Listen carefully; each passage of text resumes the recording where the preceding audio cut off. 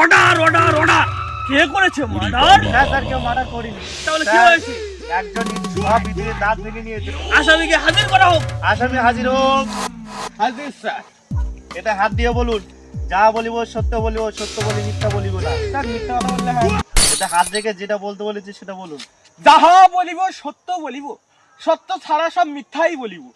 এটা কঠোর বিচার করতে হবে। এই দেশে যত ইঁদুর আছে হ্যাঁ, সব ইঁদুরে ধরে ধরে জাতি নিয়ে দাঁত তুলে নিয়েছে। জীবনে প্রথমবার শুনলাম। তারপর সেই ইঁদুর সব ইঁদুর মারা গেছে।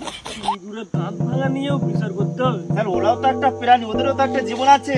আচ্ছা ঠিক আছে, আপনার কথা শুনলাম, এবার আসামির কথা শুনি। স্যার আমি আর কি বলবো, আমার ঘর এই আগান বাগানি, আপনারা তো সবকিছু জানেন। আমার জিনিসপত্র যদি এভাবে কুচি কুচি করে কাটে, তবে আমি কি করবো? প্রতিদিন কি জিনিসপত্র কেনা যায়? স্যার এই জন্য আমি ইঁদুরদের দাঁত ভেঙে দিয়েছি।